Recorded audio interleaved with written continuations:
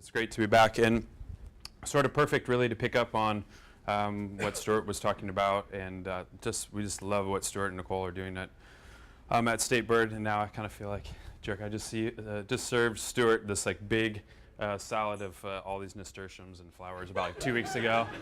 So I don't know if that was a personal like dig at me, but anyways, I'm going to show a picture of it too. I'm going to just breeze right through it. But just great to sort of talk about California, about what Katina and I and Kevin are doing in California, and just everything that Stuart said. We just sort of live and breathe that every day as well, and so excited to be doing what we're doing, which has been a long time coming, a long process for us, trying to combine the farming and agricultural side that my wife Katina does as a farmer in Sonoma County, and what I do, obviously, which is cook with our sort of type of hospitality that is, we feel is very genuine and from the heart, and it comes really just not from something that you learn. Hospitality isn't just something that you learn; it's something that's inside of you that you just feel compelled to do.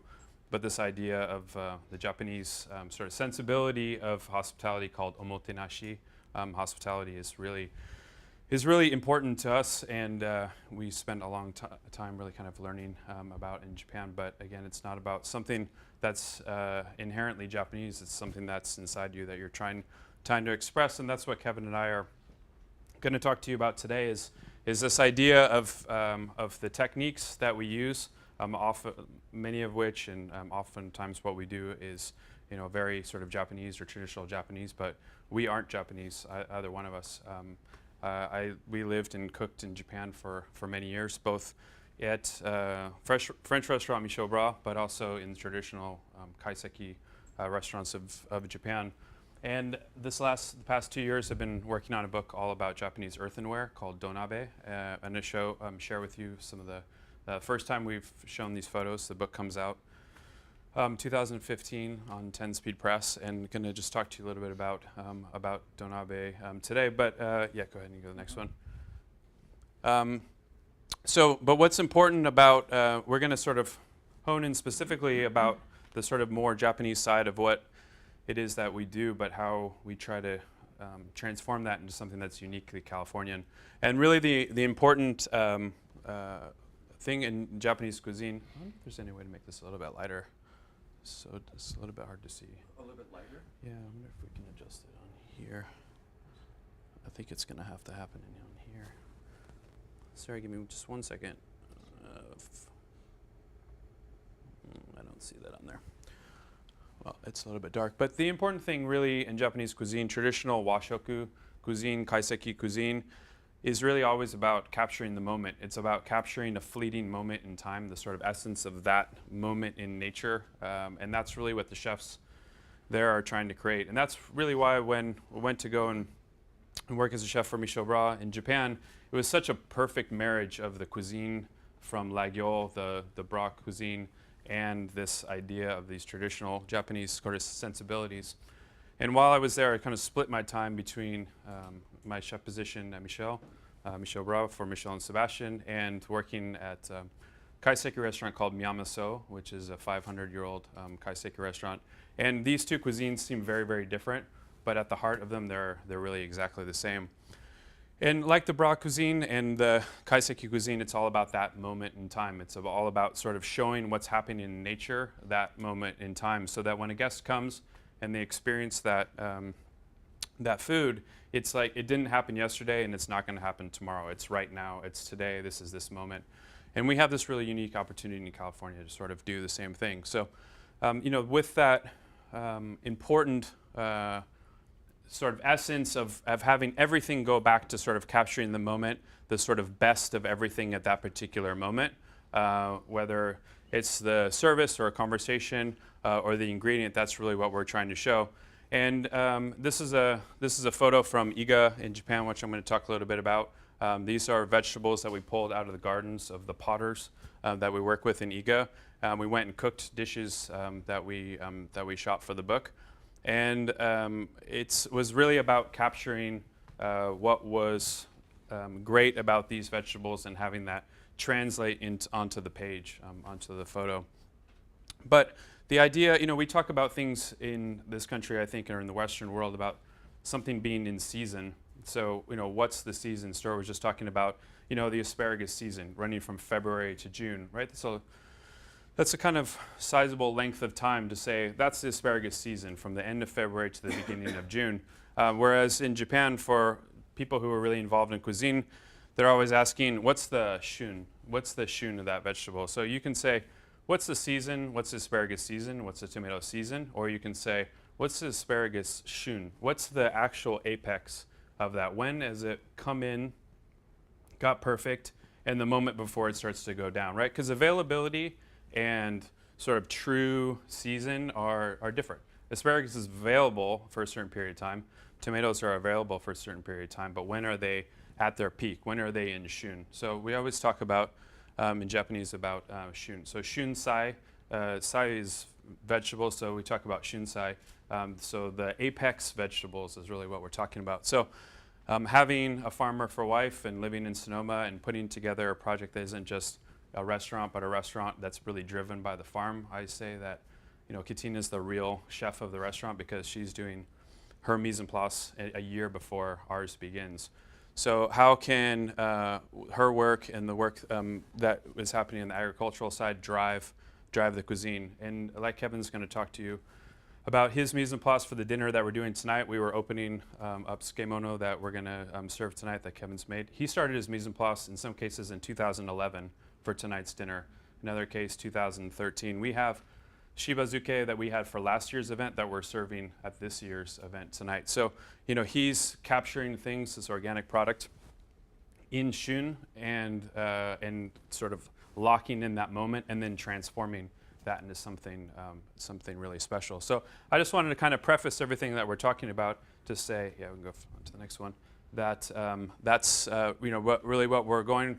We're talking about, so this movement from Japan, and this is a photo of Iga, where the donabe is from, to California. Go to the next one. And this is from a dinner that we just did with Stuart and Nicole and Courtney and Nick from Bar Tartine and Kevin and Alex from Cultured Pickle to create this California donabe cuisine for some of our favorite chefs in California. And made flour salad like an idiot. I'm so sorry, Stuart. You can go to the next one. All right, so now it's really a pleasure to introduce Kevin from Cultured Pickle, who has been doing something that's really on the sort of forefront of everyone's mind right now with the fermentation, but he's been doing this for decades. It didn't just sort of like pop this shop up last year because it kind of got a little bit cool. They've really been practitioners for a long time, started as farmers, miso makers, and then doing the fermentation. And Katina and I are very fortunate to be collaborating on our tsukemono program with them and lots of great ingredients. And for those of you who are coming to the dinner tonight, we look forward to sharing that with you. Excellent.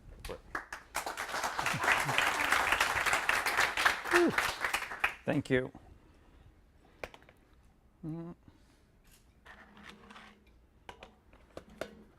I'm going to make a confession that I haven't really ever talked about the name of our company. Can we back it up just a sec? Yeah. Or whatever, we don't need to.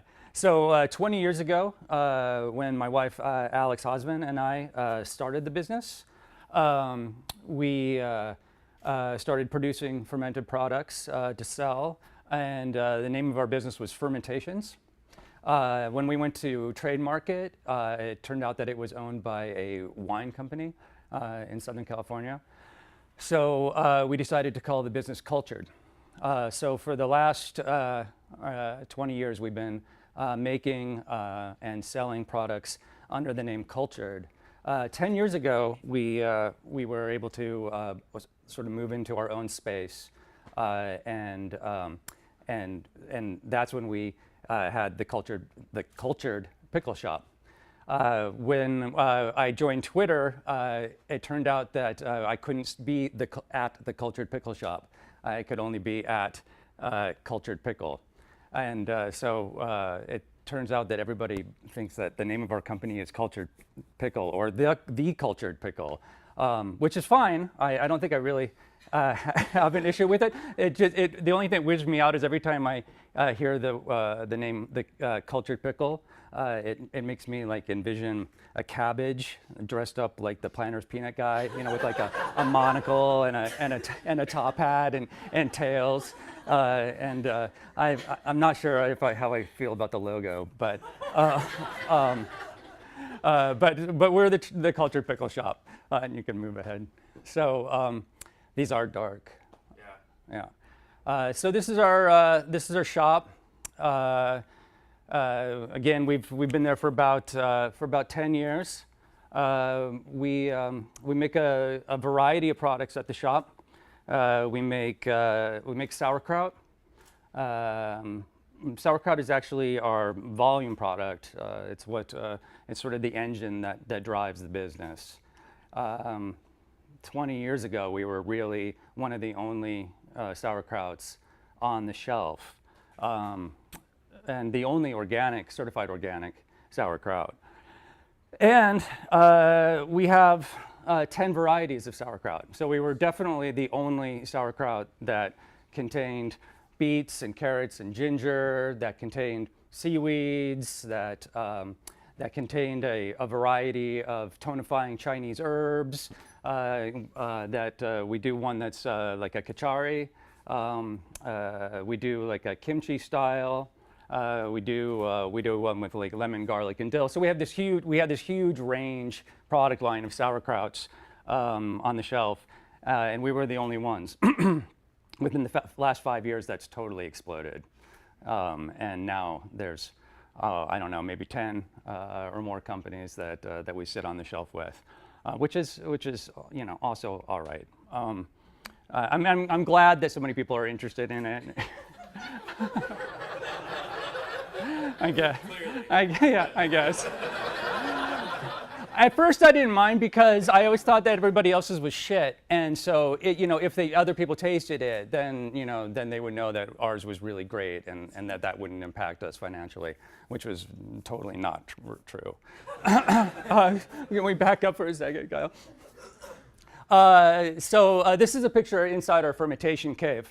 And we ferment in 100 and 200 liter stainless steel wine fermenting tanks. The greatest features about these tanks is that they're easy to clean, they're light, and they have this lid system. You can see all the tubes and the pumps and whatnot. There's actually an inflatable bladder that goes around the inside of the lid.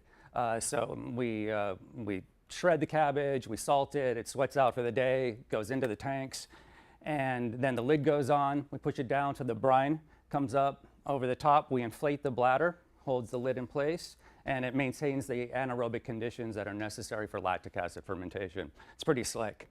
They're also kind of a pain in the ass because they get holes in them, the couplings get loose, the gauges on the pumps break, and they have to be cleaned pretty much every day, every other day. There's so much carbon dioxide that is generated in the first week of fermentation that it pushes brine up.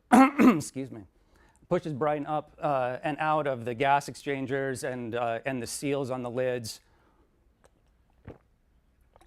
And the brine will gather on top, and a yeast will form on the top of it, which is a great food for fruit flies.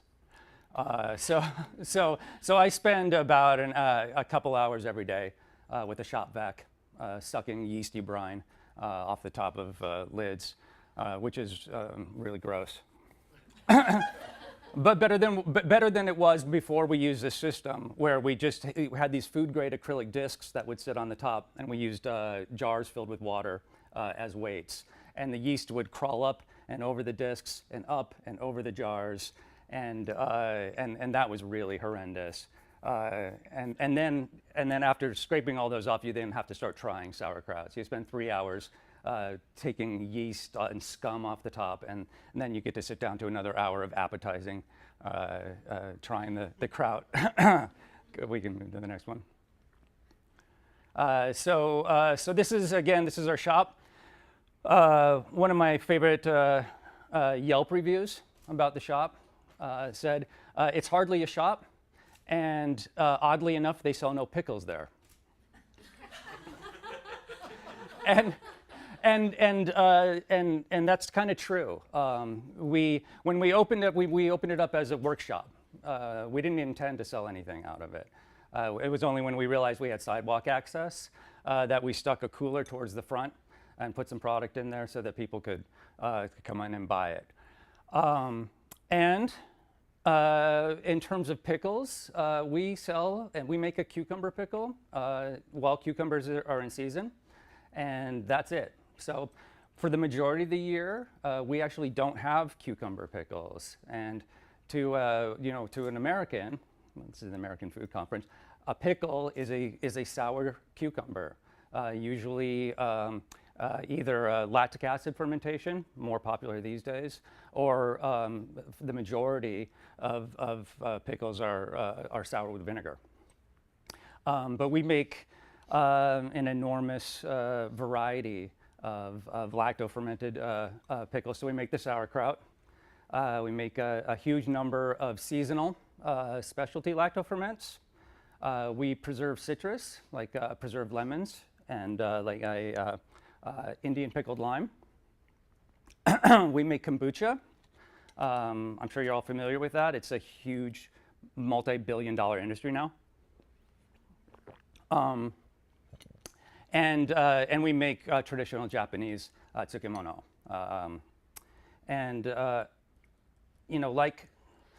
Like Stuart was saying, in California, if you have a vegetable-based business, you wouldn't want to be anywhere else. I mean, it is. We have a year-round growing season. We have access to a huge diversity of vegetables throughout the year.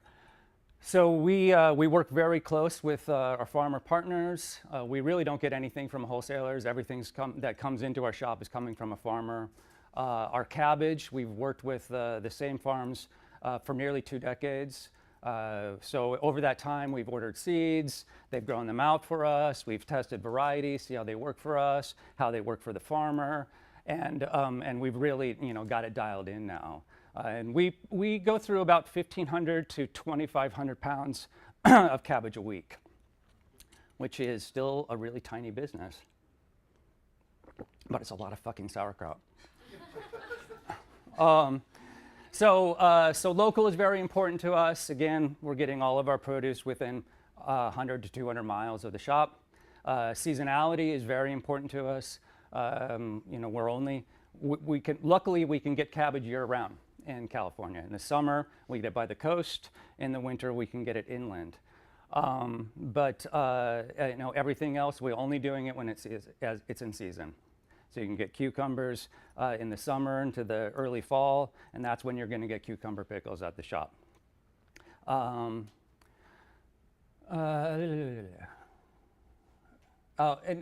also in terms of place, so it's not just the vegetables. It's that sort of and their proximity to us that sort of define our relationship to place. It actually happens on a much smaller and more intimate level, because we are fermenting everything. We're actually I like to think of it, we're collaborating with our microbial terroir. So the wild yeasts and bacterias that are in our air and in our soil, those are what are responsible for fermenting and transforming our vegetables into the pickles that we sell.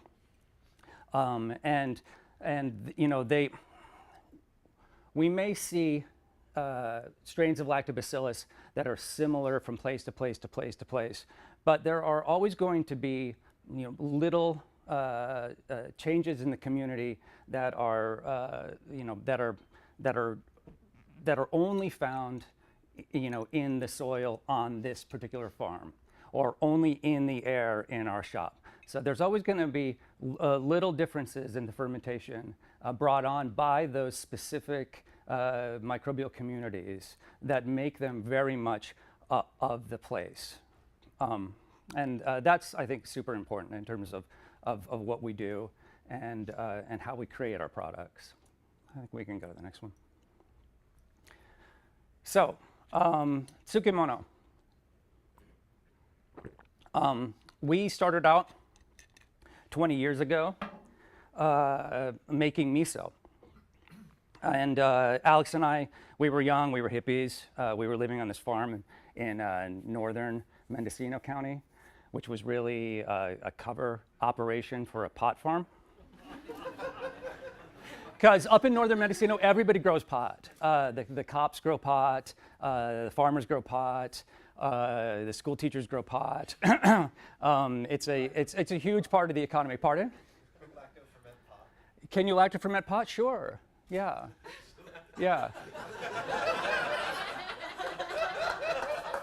I may or may not have made kombucha out of it. And it wasn't psychoactive, but it was, and it wasn't really tasty either. It had a great nose, but it was really sort of cloying. But it was a fun idea, and it was cool to do. So we were working on this farm. It was way off the grid in this sort of clear-cut area up in the hills. We were far away from everything. We had a lot of vegetables all around us, so we were working with vegetables all the time. We were cooking vegetables. We were developing intimate relationships with vegetables, and we were eating macrobiotically, which really is like whole grains, whole vegetables, and very influenced by Japanese cuisine. So miso is an integral part to a macrobiotic diet. And because we were living off the grid and couldn't just run to the store all the time, we were making everything we could from scratch. So we started making miso, and we were really lucky because, as it turns out, just on the coast, off of on the Mendocino coast, there's a company called Gem Cultures. And Gem Cultures started in the 80s, and they were a distributor of various fermenting cultures. You could buy sourdough starters from them. You could buy yogurt starters from them, various odd Scandinavian dairy fermenting cultures. And you could buy koji spores, aspergillus spores for making koji. For those of you who don't know, koji is rice usually, or barley, that's been inoculated with a aspergillus mold. And it's what's used to ferment miso, sake, shoyu, tamari. They make pickles with it. And so that really, that's how we got our start into fermentation. Is we started making, we went to visit this couple that sold these cultures. We started making koji. We started making our own miso, and fermenting those things then, led us into exploring all sorts of other types of fermentation. When we got pregnant with our first child, we moved off the farm. We moved down to Berkeley, and we decided to start a miso company. So we were working out of our home. We were cranking. We had a whole koji station in the living room. We had these oak barrels and these stoneware crocks up on pallets in the kitchen, in our child's room, and we started selling our homemade miso at the Berkeley Farmers Market. Farmers markets were still just, this is the early 90s. Farmers markets are just really coming up. And there wasn't a lot of competition for getting into them, and they didn't really inspect the people that were involved in them. So they didn't know we were doing this in our home. So we were selling miso. We did various different types, fermented anywhere between 3 to 6 months, fairly young misos. And then we weren't making any money. People don't go through a lot of miso. They were going through, the heavy miso users were going through it maybe a tub, 16-ounce tub, maybe a month, but most likely every 3 months, and most people every 6 months. So we needed to add something else. So we started doing sauerkraut. Turns out people really fucking love sauerkraut, and they were eating like 2 jars a week. And so it was a really great addition to the product line. And eventually the sauerkraut just won out. It just didn't make sense anymore to make the miso. You could crank out sauerkraut in a few weeks to a few months, and cabbage is fairly affordable, and the process is pretty consistent. So eventually the sauerkraut just won out. And we produced sauerkraut exclusively for a number of years. Still at home, we had this this love of miso, of Japanese cuisine, and we would make these traditional Japanese pickles, or tsukemono, out of our home. And when we opened the shop 10 years ago, we kind of scaled up our tsukemono program and started doing them commercially, still in really small batches. Our tsukemono program is like a micro program within the shop. The largest batch I'll do is 5 gallons. I've done batches of things where it's just like a dozen jars, which was also okay. It was also okay because there wasn't really a market for it. Nobody really knew about these things. I hate to market. I hate to sell. Anything that reminds me that I'm in business, I can't stand. So I would just let it sit on the shelf. And and these things, they have a wonderful long shelf life. And so they would just slowly drift out of the shop. And I really wouldn't worry about it very much. Nowadays, we're all becoming much more educated about fermented foods, about how cool they are, about how healthy they are, and we're seeing that they're moving off the shelves much quicker than they used to. So at the shop, in Japan. I've never been to Japan, by the way. Neither my wife nor I have been to Japan, and I've never eaten Japanese tsukemono. The imported tsukemono that you would find at your Asian market or whatever, they're in cryovac bags. There's a lot of additives. There's a lot of food coloring, flavorings, and stabilizers. And I don't think they probably don't really accurately represent sort of the traditional process and the traditional flavors that you may still be able to find in Japan. Although talking to Kyle, I think it's beginning to die out in Japan as well. So I've never tried them because I just didn't think it was worth it. They didn't hold any interest in me. So there's probably hundreds of varieties of tsukemono in Japan. We focus on 4 types: shiazuke, misozuke, kazuzuke, and nukazuke. So we'll start with shiazuke.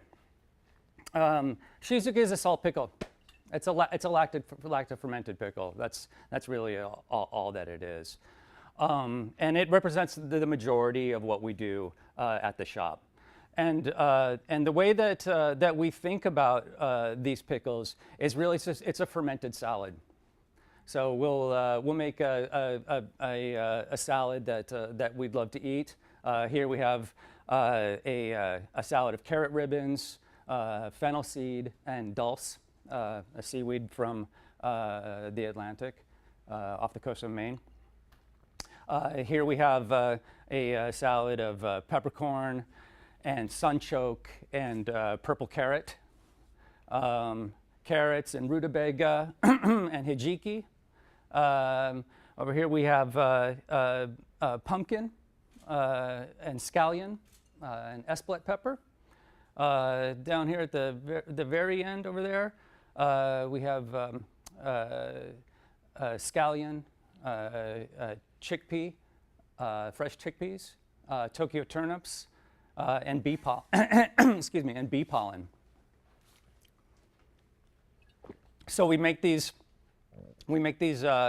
salads that we like, and then we'll just add a bunch of salt to them, ferment them out, and then the acidity becomes the dressing.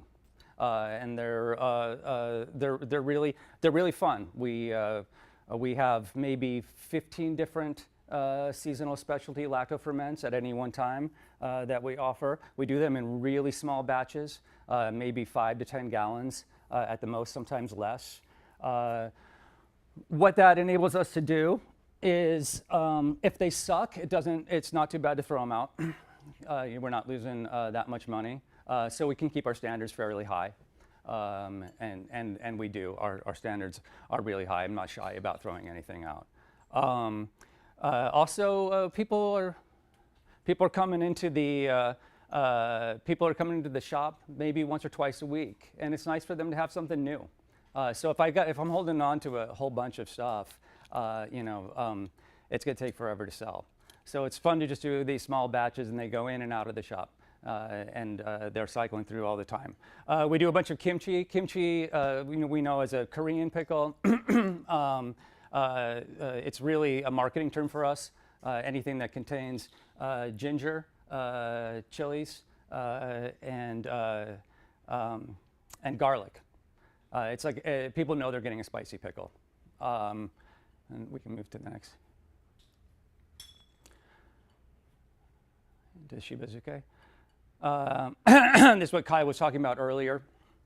Shibazuke is shiozuke. It's a type of shiozuke from Kyoto. This is sort of our most sort of directly related to Japan shiozuke that we do. It's eggplant, shiso, and traditionally miyoga. We use ginger. And then this down here is sort of our take on it, our kind of Northern California take on it.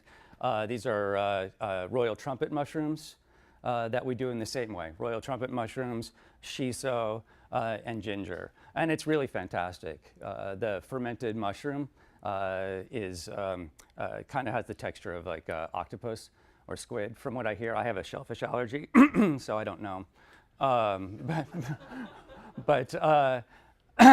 So then we do misozuke. I'm not going to talk a lot about misozuke. We love it. We ferment it, vegetables in a 2-year barley miso. We'll take the vegetables, we'll salt press them for a few days, get some of the moisture out of them so that they don't flood the medium. They don't flood the miso as they ferment. The salts in the miso will draw the moisture out, and it'll just become this like really liquidy mess.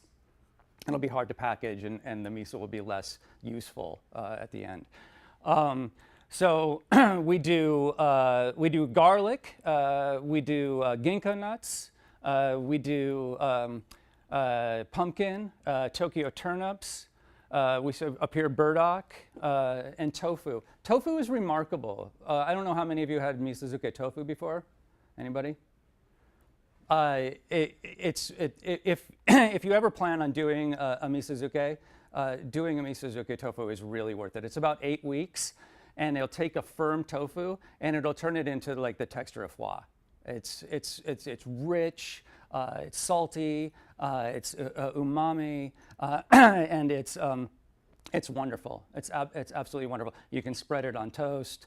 I just eat chunks of it. It's totally worth doing. Over there in the end is a misozuke I did where I wrapped the tofu in shiso leaves and then fermented it. If I was to do it again, I would wrap it in the shiso leaves afterwards. During the fermentation, the shiso became lactic, and the tofu became sour, tangy, a little overly tangy. A light tang would be good, but it was a little much. We can move to the next one. This is Nukazuke. Nukazuke is, Nuka is rice bran. So we ferment in rice bran. There's a rice culture in California. We get our rice bran from about 100 miles from the shop. That's grown in the Sacramento Valley. It's great stuff. We do two types of Nukazuke. We do what we just call Nukazuke, which is really we make a pickling bed out of a rice bran paste. We develop the bed over about 12 weeks. And real fast, because it's such a cool process, we'll make a paste of rice bran and salt. We use cubes of sourdough bread, some chili flakes, some kombu, and then in the evening at the end of work, we'll take vegetable scraps, whatever's going into the compost. We'll bury it in this paste, and we'll leave it in there overnight. The next day, we'll take the scraps out. We'll aerate the entire mixture, exposing as much of it to the air as possible. Again, we're collaborating with our microbial terroir in the shop. So we're exposing it to all the wild yeasts and molds and bacterias that are on our hands, that are on our vessels, that are in our air, that are on our counters. So we then take new scraps, put them in, set them overnight, and repeat that whole process again for about 10 to 12 weeks. And over that time, what happens is that we have developed this enormously rich and diverse population of yeasts and molds and bacteria that all work in concert to transform the vegetables that we put into that bed in just a day or two. And it's really, really remarkable, the complexity of flavor, the textural changes that you can get in just 2 days. Something that we wouldn't normally see in the shop for months, or even more than a year. On the longer term, Nukazuke, we can go to the next one. We have Takwon. Takwon is a daikon. Maybe if we think back to the original shop's pictures of the shop, there was daikon hanging in the window. What we'll do is we'll take daikon, we'll hang it in the window, and we'll dry it for about a week. Much of the moisture will come out. The daikon itself will become pliable enough that I can spiral it into a crock, layered with a dry rice bran mixture of rice bran and salt, maybe a little bit of sugar. Traditionally, gardenia pods for color, for the yellow color. We use turmeric because we can't get gardenia pods. Some chili flakes, and again, some kombu. And I will ferment that under weight then for anywhere between 4 and 10 months. And this is the result right here. It's a wonderfully chewy, kind of yeasty, smoky daikon pickle that's pretty intense and texturally amazing to eat. And as you can see the takwon in the package up there from the Asian market in town, which is really yellow number 5 and sugar. And it doesn't taste or look anything like what we produce. What we produce is probably closer to what the pickle's namesake, Takwon Soho, who was a Buddhist monk and the abbot of a temple in Kyoto, who had sort of created the pickle in order to use all this leftover rice bran from when rice was first beginning to be milled in Japan. And we can go to the next one.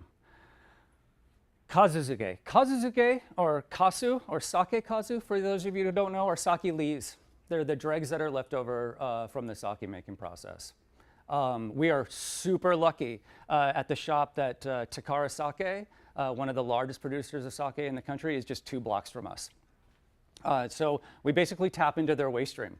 After the sake has been fermented, the sake gets pressed out, and what you're left with is this sort of white putty here. So we just wander down the street. We get about 150 pounds at a time. I add some sugar and so to kind of kick-start the yeasts and some salt to kind of moderate the fermentation. And we'll bury vegetables in there, usually for upwards of a year. So here's some of our favorite vegetables. Spring onions, this is at 2 years.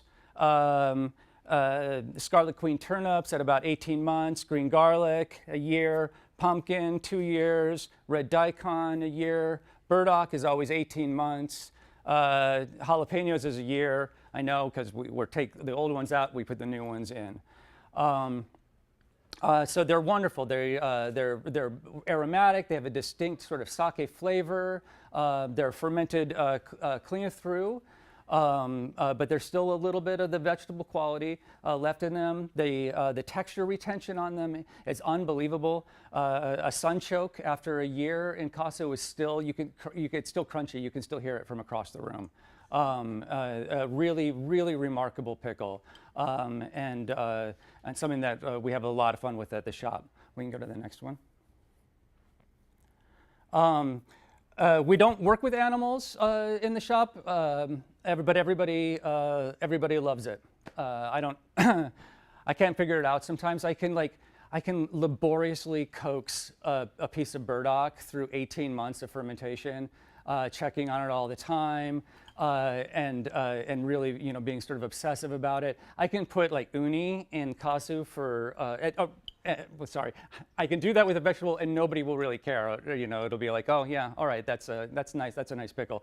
I can do it with uni for like 24 hours and people just freak out, absolutely freak out. So here we have tuna and spot prawns. And this was actually, you can do these for a very short time. I was doing this as an experiment. These were long ferments. The tuna was in the kasu for 180 days, as were the spot prawns. And this is done at ambient temperature, or what I call cave temperatures, which is our fermenting cave. It's about 68 degrees. They were amazing. They were absolutely amazing. I called it tuna ham. It was pretty remarkable. We can go to the next one.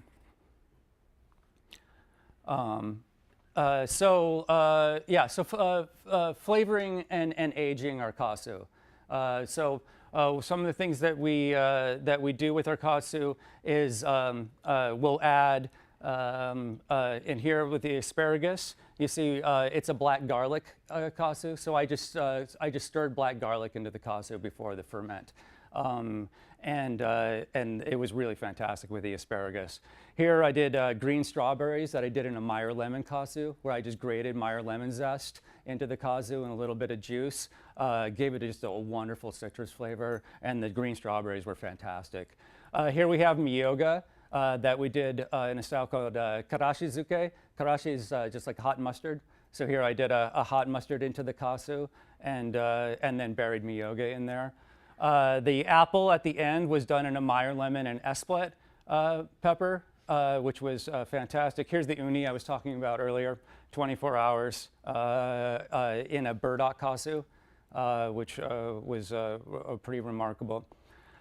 Here's just an example of aging the kasu. This is pumpkin at a year, and the same pumpkin at 4 years. And you can see the color development. This tastes nothing like pumpkin at this point. But after 4 years, you get these rich, dark, chocolatey notes and caramely notes. It becomes something completely different. And it's really, really fantastic. And a bonus that I didn't really think of to begin with is that the vegetables start to become secondary, to me anyway, to the kasu itself. The vegetables are wonderful, the pickle is wonderful, but the kasu is something that's incredibly special. If you think about it, after a year or so, with vegetables fermenting in it, the salt that we've added has softened and rounded out. The kasus picked up the flavors from the vegetables that were fermenting in it, and the microbial action has been greatly enhanced from having those vegetables in there. So anything that you put in there subsequently, their action in it on it is really intensified.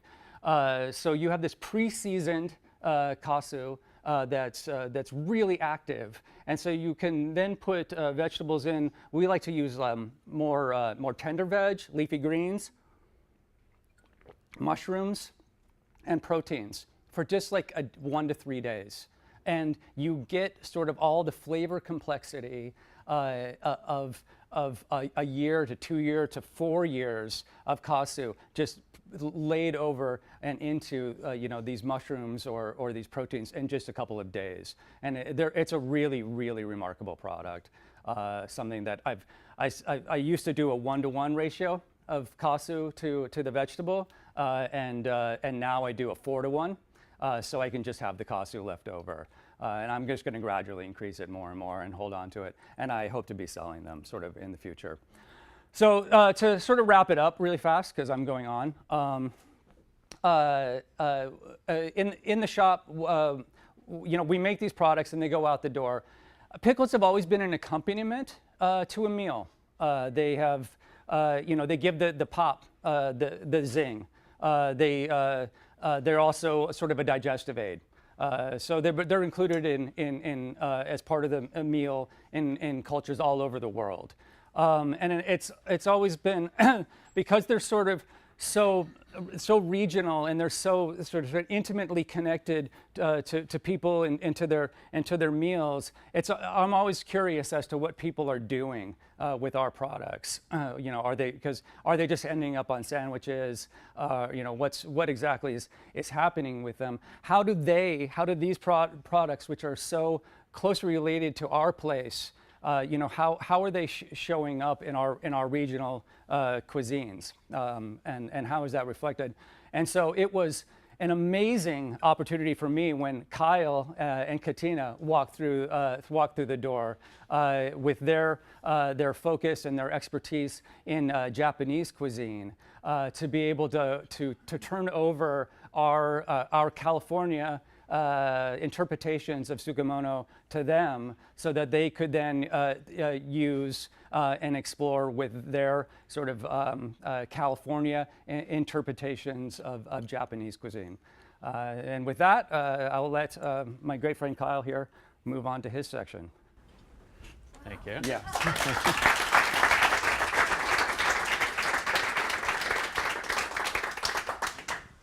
That's so amazing. We're so lucky to be working with Kevin and Alex to develop the Sugimono program that we're working on together. Tonight's dinner, for those of you who are coming, we're actually doing 2 courses back to back. Our course with a component that we've been working on together of Buddha's hand fruit kosho, trying to take the idea of a yuzu kosho from Japan and make koshos with our own California citrus. So we're collaborating on that dish together. And then the next dish is Kevin's Skemono, with a clear soup and rice dish that we're doing, the traditional end of the kaiseki meal, the soup, rice, and pickles. So we're lucky to collaborate tonight and just on this project, on this farm and restaurant program again, where the mise en place starts, as you hear, years before. So it's a really sort of great thing. So transitioning onto now. A project that's and something that's really big in our cooking is going to be a big part of our cuisine at the restaurant up in Sonoma County. But also my work for the last 2 years on the book all about something called donabe, which is Japanese earthenware. Do means earth or soil in Japanese. Nabe means pot. So they're earthenware pots. I'm going to try to, I want to make sure we stick to time, so I'm going to kind of fly through this a little bit quickly, but just give you a little bit of sense about what the donabe is all about. So donabe starts with this. It's a little bit dark here, but all these things we're talking about sourcing and using things in California. So then it just asks the question is, why don't you just make donabe in California? Why don't you just produce your own or find a potter in California who can make donabe for you there. But donabe is really all about the really sort of top quality donabe is really about the clay. And this clay comes from Iga, which is in Mie Prefecture in the center of Japan. Thanks, love. In the center of Japan, and the soil in Iga was the bottom of Lake Biwa, and is filled with all these little tiny fossils. You can see in here all these little specks of these little fossils. So they make a very porous body, and then when you heat this porous body, the heat transfer is very slow, but it's very even in the retention of heat. So in between my time in Japan and coming back to California, I ran the research and development kitchen for Heston Blumenthal at the Fat Duck, and a lot of the work that we did there was, sous vide cooking and centrifuges and all that kind of stuff that's sort of associated with Heston. But really at the end of the day, what Heston cared about and what we care about is that the technology works, the tools and the technology works. And this technology has been developed over thousands of years and is just as accurate and precise as a circulator. They just do very different things. So what Katina and I are trying to do is trying to take the techniques and our sort of understanding of the underlying science of cooking and combine that with a lot of these sort of traditional things. And as you can hear, Kevin does very much the same thing. So the donabe is all about the soil. Will you go to the next one? Just hit to the right, yeah. And this soil comes, like as I was saying, from Iga. You can go to the next one. Go ahead and hit it again. And these are the artisans in Iga that I work with. They're called the Nagatani-en. It's a family there, the producers, and they make everything by hand. You can go into the next ones. So these are the artisans here, hand making the pots. So at the beginning of the book, we're showing the process of making the donabe. So the handmade process all the way through, going through and showing each step and each stage. It's about a 2-week process to make one pot. And so it goes through all this process and many others. They get fired into a kiln. And actually their kilns are a UNESCO World Heritage Site. So they've been using the same kiln since the 1700s. It's a beautiful process all the way through, and sort of look forward to sharing that all with you. And if ever you go to Japan, it's an amazing thing to visit and see. You can go ahead to the next one. And so these potters, this is Mr. Nagatani-san, and we call him Kaicho, which means Kaicho means chairman, but it's like the master. He is the sort of patriarch of the Nagatani sort of collaborative, this family of artisan potters. As you can see on his face, he's really sort of a really lovely man, very of the earth and very connected to what he's doing. You can show the other ones. And Kaicho is making each of the individual pots, and he's very connected to everything that he does. So I've been collaborating with him and my co-author Naoko Moore, who has Toiro Kitchen, who brings all the donabe into the U.S. And working with him, and I feel a real responsibility to the Kaicho to really take his donabe and come back to California, and through the book and through the restaurant to actually kind of, I guess, give respect to the traditions and of what he does. And he loves to see sort of the unique and different things that we do in the U.S. with the donabe. He's not like, donabe must be this is the cuisine, this is the recipes. He loves to see what the evolution is. And but there is a real responsibility to sort of, like I was saying, to be true to that spirit, that Japanese cuisine spirit, true to the shun of the vegetables, and apply that. And that's exactly what we're doing in California. So here's tradition. This is, actually you can pull up all of the main photos there. This is some of our more traditional recipes that we've done from the book. So we're showing both the tradition and we're showing the new style, or the California sort of style of this. So this dish here is a typical dinner in Iga. This is actually on the family table in what's called the omoya, which is the center of the house. They have a traditional Japanese home, like a compound, and at the center of the home is the dining table. It's built that way around the omoya, the heart or the center of the home. And this is the table in the tatami of the omoya, and on that table is a wild boar shabu shabu. And this is a wild boar that was shot on the property, and then we cut, and you can see it's almost more fat than meat.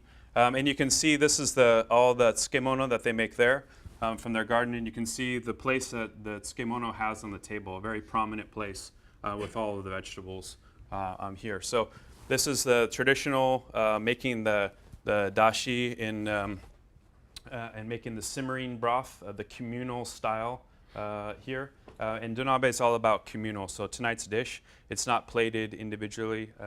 It's a communal dish. It's a dish to share. And these are some of the more traditional style of recipes that we'll have in there. Go ahead and go to the next one. That's a donabe smoker. And this is a donabe breakfast table. So this is a tofu that we set, a warm tofu in this style of donabe.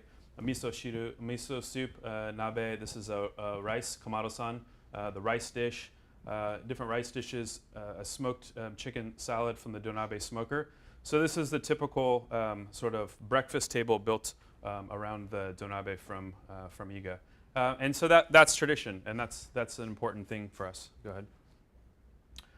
But Katina and I, as I said, we're trying to transition what we learn and what we experience in Japan and bring that to Northern California, because we are from California. We grew up cooking at Luke and AOC with Suzanne Goyen and Campanile with Mark Peel and Nancy Silverton and Spago, and all these places in California is in our heart. And we left for a long time, like Stuart was talking about today. I'd love to hear that story. It was like leaving California and then coming back. You sort of have to leave, and we spent a long time living in Japan and traveling through Japan, and everything for me was always about Japan, Japan, Japan, Japan all the time. And then to go to England and the whole world of the fat duck, to really return home with a real sort of appreciation for California and what we have and what we're trying to do. And this is Katina and I harvesting. This is at a low tide in the middle of the summer, right around the equinox. Kombu and nori, when the kombu and nori are at their real sort of peak right around the equinox. So we're collecting kombu here and aging it there. We're collecting our nori. We're making our own nori and everything there. Not that we're opposed to importing things, bringing things in from Japan, but what we can make and what we can have from California, we have. Go ahead. Where is this? That's on the Sonoma coast, Shell Beach, just south of the Russian River. So now this is our interpretation. So this is fukuda-san, which is a Tanjin-style donabe. This is a dinner that we did on the beach to sort of finish out the book. As I was saying, we invited the chefs from Northern California to attend this dinner and shot it for the book. Chefs who we really loved their interpretation of California cuisine. So this is cooking on an open fire on the beach. Go ahead to the next one. And this is a dish of local black cod and leeks and all things that we've grown from the garden, mustard greens and the little fingerling new style potatoes. And then we dress that with kind of like a pesto that we did with walnuts and nori. And that's the dish. And so to make something that, again, that's sort of very truly California. Go ahead. This was something that's not traditional in Japan with the donabe smoker. These are smoked heirloom tomatoes. Go ahead and go to the next one. So we smoked the tomatoes, and tonight we're doing smoked tomatoes in a duck broth for our finishing course. Go ahead. And that, Stuart, don't look at this. Don't look at this one, Stuart. This is a salad that apparently Stuart hated, but I thought it was pretty good. So this is a salad of sort of all things, California, very avocado, cucumbers, a lot of things from Katina's garden. She worked very hard growing those nasturtiums and borage. So this is we call it Mount California. This is our very California salad of smoked and fresh, thanks, Stephen, smoked and fresh heirloom tomatoes. Go ahead. And these are the heirloom tomatoes in the donabe smoker. Go ahead. Smoking these outside. Go ahead. And we'll just pass right over that one. Thanks. Go ahead. I think we dive in on this one. Yeah. So this is, again, a little bit hard to see, but when I go out and cook in Iga with the Nagatani family, and I use the ingredients that are from there, but I always like try to cook these California dishes for Kaicho and get his sort of like read and take on them. So this was all the centers of tomatoes cooked down to make a very concentrated umami sort of tomato sauce with grilled Pacific sauri fish and tatsoi. So it's a very sort of like umami-rich dish, and it has this sort of very Japanese flavors, but it has, I think, a very California kind of sensibility to it, and that's that here. Go ahead. And again, this is another dish of our local black cod, which is one of the great fish from Northern California. We're very fortunate to have amazing black cod that's done steamed. This is a donabe steamer with different mushrooms and black sesame.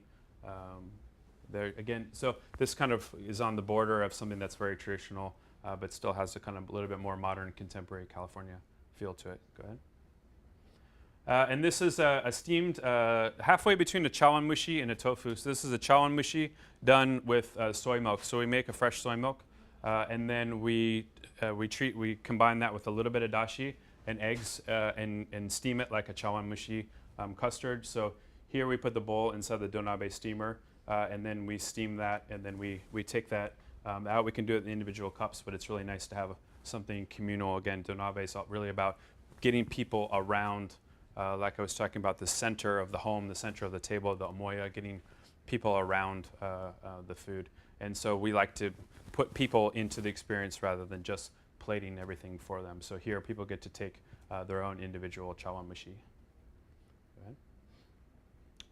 ahead. Does it dive on this one?